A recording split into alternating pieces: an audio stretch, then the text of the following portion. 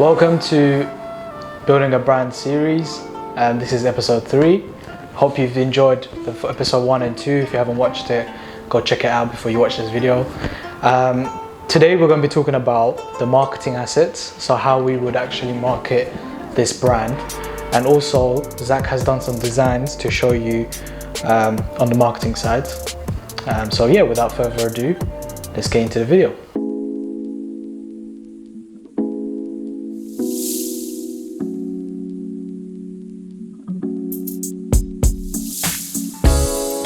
Right, so you're Zach. So what do you want to start off with? Do you want to talk about the marketing strategy and how we market the brand, or do you want to show the designs, or we can do both? So I guess we just show the designs first. Okay.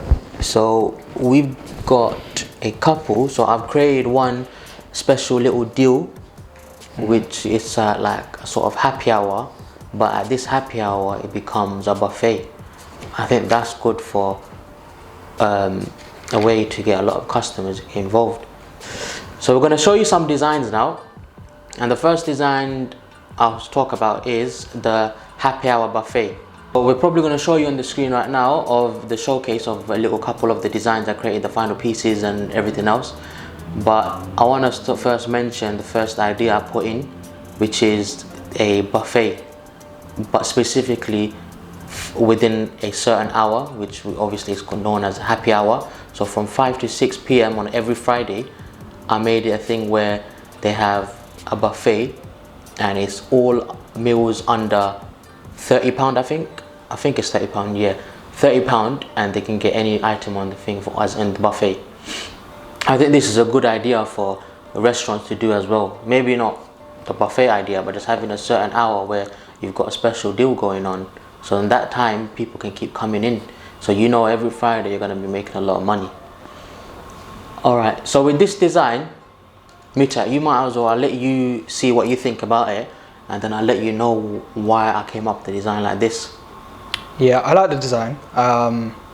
It's vintage, it's classic, but it's also modern as well. And it has that kind of like smoky look to it. Which I like, and I like the way you've like highlighted the reds. Also it just stands out, so the red, white and black goes really nice with it, and the layout is really good, so I can get the information.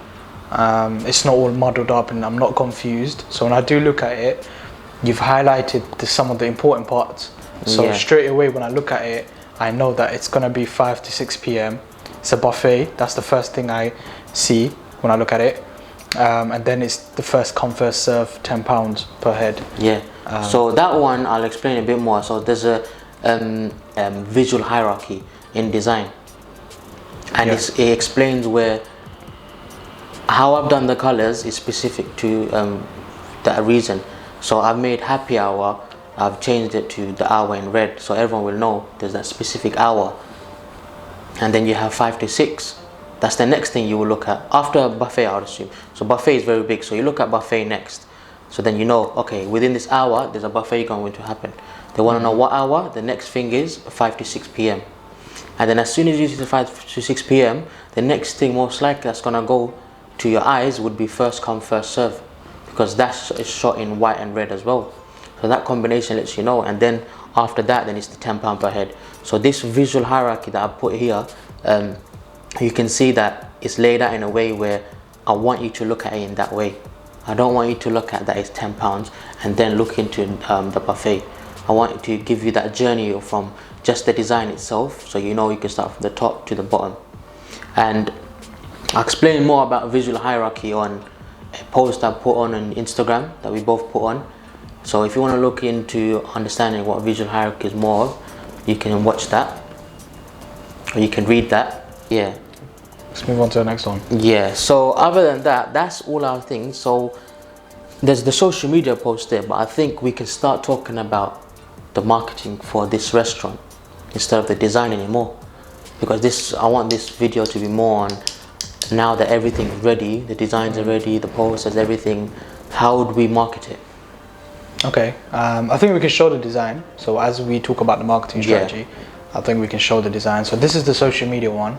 So yeah, we might as well mention social media. So let's talk about the social media marketing. So on this side, I think it's important that we start off with the overall look design and the feed design. So Instagram, Facebook, even YouTube. I think we need to have like really good content out there that's promoting the food and the type of quality of the food it is, and mostly the experience that you want the customers to get when they do come to the restaurant, or if they order online. What's the experience they're going to get? So having looking at this, is this an Instagram post? Yeah, so social media. Yeah, so if this is an Instagram post, you can kind of tell already what kind of food it's going to be, what kind of experience you're going to get. And I think it's more, I don't want to mention the influencer marketing yet, because there's two things that we can do with the influencer marketing. But what else do you think on the social media sides we can do? So with this, so you can see what I've just got from Google is for like a nice image from Google, or not Google, sorry, I got it from this website. You can get free images, 4K, HD. The one I used was Free Pick. So I got something like that. So the priority for when you make a social media account would be prioritizing and high quality images on your food items. Because that's what people are going to look into. What does the food look like? Just looking at the food that looks nice is going to push someone to go buy and eat it. Because if it looks as good as it does, it probably tastes as good as it looks.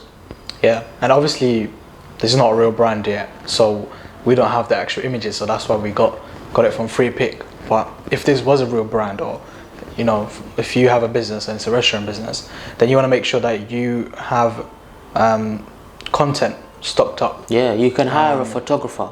Yeah. Take pictures, take a whole day of just shooting all your food, and then start making nice content around that. Even videos on how you're making it and stuff, and those videos could be either long videos, explainer videos. Also, it could be used as reels, short videos, and a lot of people do like that sort of things. And reels are really powerful right now on Instagram, so it will help your growth quite a lot. So continuing with the social media marketing, another idea, like you mentioned before, is influencers. So that's also known as affiliate marketing. So using other people to promote your restaurant, your business. So with this, we could probably have done where you send a message to an influencer, someone maybe in the local area, not someone too far away, someone that can visit your restaurant. Give them some free food, a free day of just them to try all your food, and then let them post it on their social media, the story, the Snapchat, Instagram story, anything. And then that could bring in more people to visit that restaurant, because now that they've shown their stuff on their page, their following will see that, and they will want to eat that as well. Yeah. So that's one thing a lot of restaurants are doing nowadays. Like the last one I've seen was when Ottoman Doner, a restaurant in the UK in East London, that they had Amir Khan, a professional famous boxer, and he ate at this restaurant. And because of him coming there, there was a massive crowd coming along as well. Yeah. And they all bought food as well. So that made a lot of money for them. So that can happen with any restaurant. So that's an idea for them as well. Affiliate marketing. Yeah. Also, there's another thing as well you could do. There's like I've seen some restaurants do it. They have like a section within their restaurant where you can go and take pictures and stuff. And it would be good if we have like a section on this brand where you'd want to go there and take pictures. So when influencers do come over, they try the food, they go there and take pictures and they post it on their page. And with them tagging you as well, and automatically it's like they're giving you a free shout out. And not also that, it's just you want to be targeting the correct influencers, not any influencers. So yeah, particularly for this one, it would be people that are in the food type of audience. So food influencers that do food reviews anyway and stuff, you'd want to invite them over and give them a try and see what they think of the food. Yeah, and the other thing is the influencers don't have to be the only ones marketing for you as well. You can have known people, visitors coming into your restaurant, people from the local area, and just let them know if they put it in their story or whatever, just to tag you. let them know through social media. You don't need to go and ask a person coming through the door, please show off our restaurant in your story. That's just a bit weird. That's a bit too strong on them. So, but through Instagram, you can let people know you have a certain hashtag, and then they can send pictures, whatnot, through their story and putting your hashtag into it, and then that increases their awareness as well. That's actually a good idea, you know. Yeah. Imagine you could give them an offer. Say if you promote it, you get, I don't know, £5 off or something. Yeah, definitely. You could do anything. So if you know, to encourage it a bit more. Yeah. So anyone coming in, visiting in, you could probably say something a bit more bigger. So maybe a free meal. Let's say you give a free meal, and everyone who's posted a story of your post or something like that, and then you choose a winner, and you let them know, here's a free meal. Come visit us, and then we give you the free meal. And then when they come visit you, they'll take a picture of their free meal. So it's proof that you're giving the free meal, and the more people will like you even more. It's another strategy. Yeah, there's a lot of ways. There's a lot of ways you could do it, yeah. A lot of strategies you can use. Yeah. And in terms of just growing your social media, it's all about just promoting the good content that you have. It's creating the good content first of all, and then also just promoting it in the right way. So doing the reels, doing the stories, engaging with other type of restaurants and other type of audiences that love food, using the correct hashtags. And also you can follow hashtags, and when you follow hashtags, you can see all the people that are interested in that topic as well. So all the people that love Chinese food, you can literally hashtag Chinese food lovers, and you can see everyone that loves Chinese food, and you can give them a follow and interact with them, and you get yourself noticed that way as well. So it's not just about posting and hoping for the best. You got to do your part and engage on social media as well, liking, commenting, and following other accounts. Yeah, there's a lot of social media marketing you can do, and I don't want this video to become all social media marketing. So we'll just move on to then another idea for marketing as well. So one thing that you should be doing as well would be signing up to local listings. So that means where, for example, Yelp or Google listings of restaurants that people have searched up. So for example, someone might search up what restaurants are near me, and then if your restaurant is in that local listing, it will let people know and give them that contact detail of your restaurant near them, and then that they can see the website, they can have your phone number, they can go into Instagram after that. And I think that's a real need that needs to be done for a lot of restaurants as well, because there's a lot of restaurants that are hidden and no one knows about them because they're not put in the local listing. So then that brings me towards the website. So the website has to be very good as well. It has to show off your food. It needs to tell people where the location is of your restaurant. It needs to let people know about what food that you're going to be selling. Maybe they have some sort of allergies and they need to contact the restaurant to see what's in their food. So maybe you can make a little messaging system through the website, so they can contact you instantly if they can't see you, or if they can't contact you from their phone number. So that's another way. So the website needs to be mobile friendly as well. That's another priority that you should be working on as well.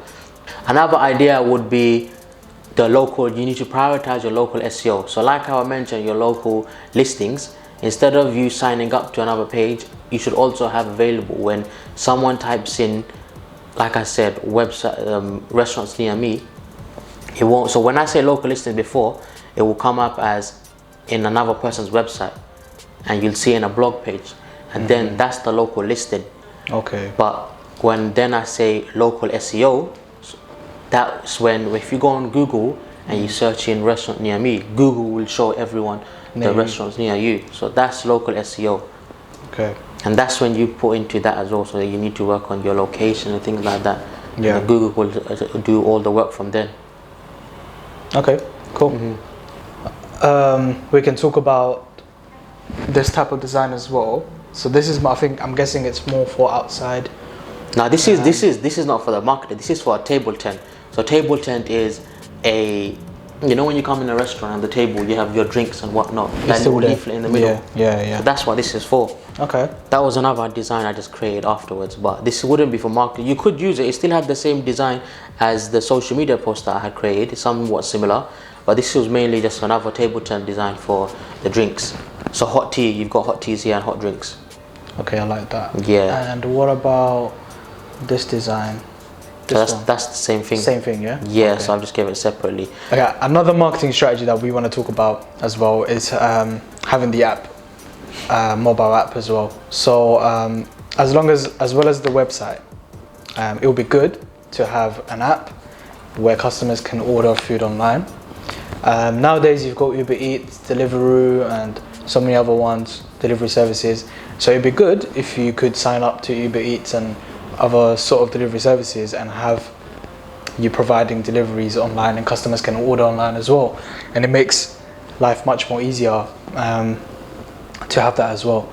And I know sometimes it costs to develop an app, so maybe having your restaurant or the brand on Uber Eats or Deliveroo could help big time. Yeah, definitely.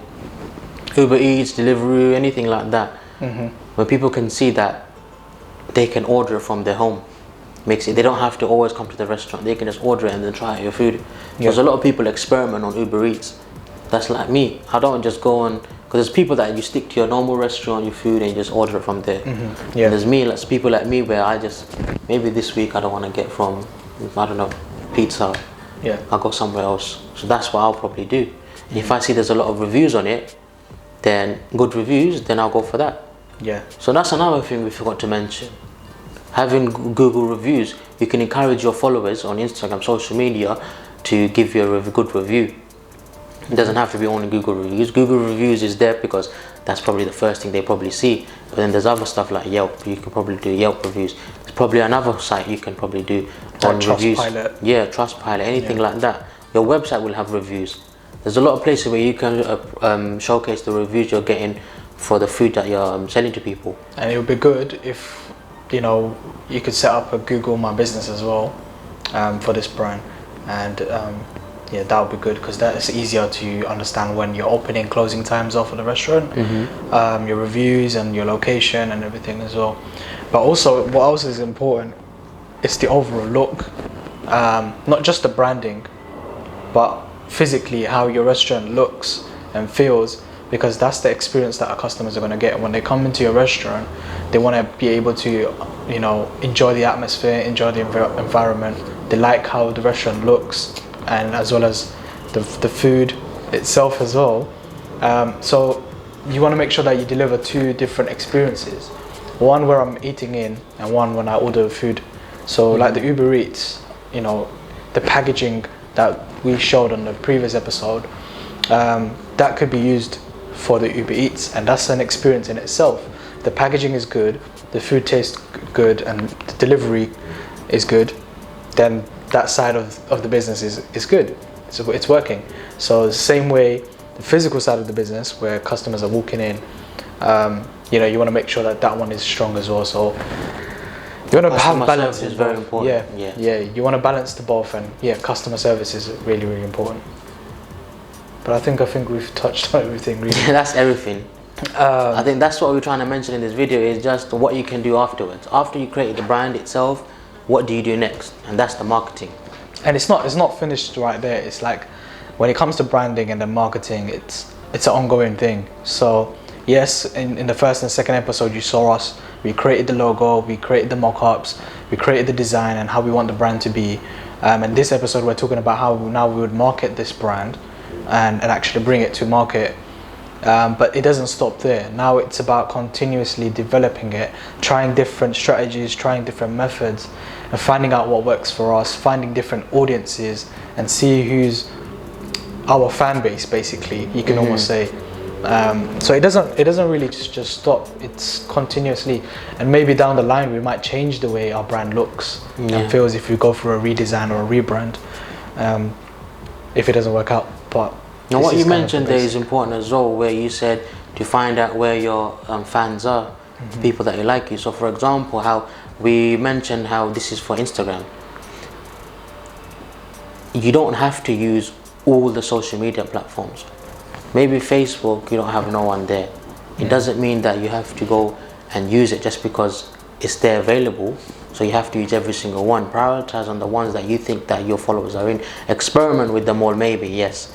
but then later on figure out which one has most of your followers, and then start prioritizing that one and working on your content on that page. And that you can enhance your business, start getting more people in. Definitely, yeah. It's like you got to find out which one works for you, what platform works for you. And definitely a business like this, a restaurant business, is always good on Instagram. I've seen most restaurant businesses and takeaways, they do really well on Instagram, and it's just perfect because the way Instagram works, like the reels, the stories, the IGTV, the normal regular posts, is perfect for that type of business. And for example, like a law firm, they wouldn't be that popular on Instagram, but they might be popular on Facebook or LinkedIn. It's just more dedicated to that. But as this, it's more fun, creative, it's food. And sometimes when I'm scrolling on Instagram on Reels, I'm looking at food most of the time, or travel places. So that's another business idea as well. So if you have a travel agent, Instagram Reels is the way. I see a lot of those. You know those reels or the shorts where people just make a quick meal, and they let you know how to make it. Those would be good ideas. Maybe you don't want to do that for a restaurant because you don't want to sell out your ways, but that's another way you could do it. I mean, maybe if you have a secret ingredient, then you don't need to show that, but don't show that, but I mean, it's a good way to promote and expand the brand. That's what I was gonna say. But I think that's it, right? I think it's the end of the series for Red Panda Pot. I don't think we're gonna be making any more episodes on this brand. We'll move on to the next one. But what I want to know is, do you think that you would want us to put in more detail in these videos, or do you like how it's been going? Very short, we just let you know what we've done and what's the next stage of the branding process. Or if you want us to continue so longer episodes with this video, with this series of the Red Panda Pot, then we'll make episode 4 in the future, and let us know what you want that episode to be about. But I hope you guys enjoyed the series so far. Please subscribe and hit the notification bell, and also smash the like button to show us some love and appreciation. And until next time, peace out. See you later.